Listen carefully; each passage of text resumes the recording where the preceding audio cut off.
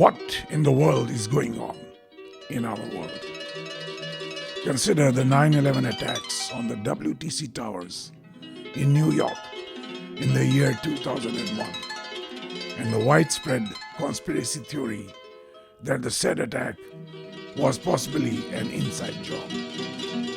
Structural engineers cannot believe that a substantial portion of the alleged planes were not sticking out of the towers or crumpled up and crumbling to the WTC plaza below.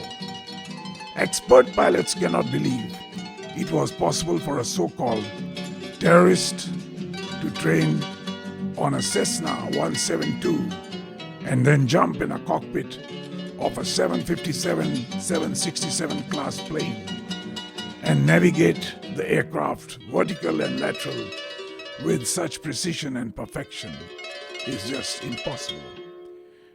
And the probability of success for a terrorist attack of such a magnitude is rather small, perhaps less than 1 in 1,000. As such, the probability of success of 4 such attacks taking place in the same hour is less than 1 in trillion. What might have happened actually? Perhaps I'm just guessing. The 2 planes that hit the WTC towers were specially designed small planes loaded with massive explosives. And these planes were either remote controlled or manned by, what do I know? Was all this then an inside job? Was the attack planned to inspire hatred toward Islam and in turn Iraq?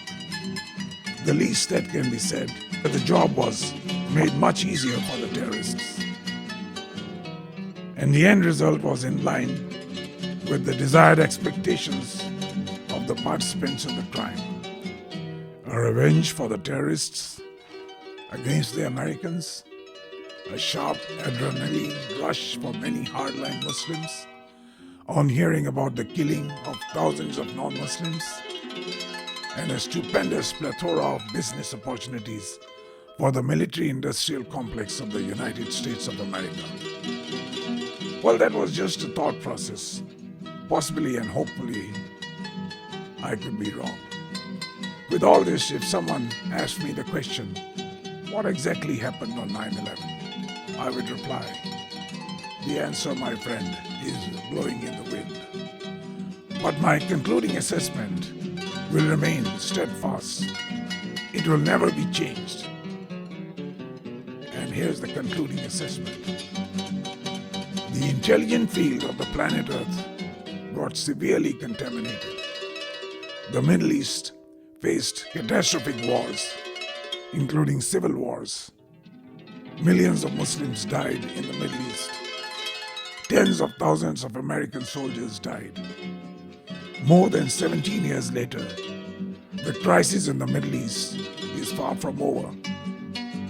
The different factions of the Muslims of the world, such as the Shias and the Sunnis, have no other choice except to unite with each other to prevent being exploited by the West. We don't have to solve complex differential equations to show that the 2 factions should have a common ideology of peaceful coexistence among themselves, as well as with the people of other religions of the world.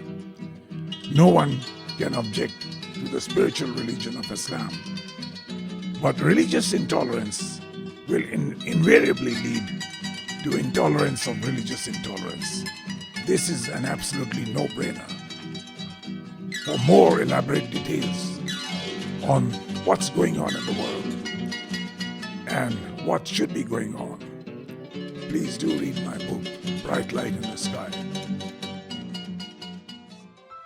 The writing of the book is attributed mainly to the revolving doors of chance or to the existence of a certain intelligent field that has created probabilities that books of this kind should be written to prevent the human civilization from getting extinct.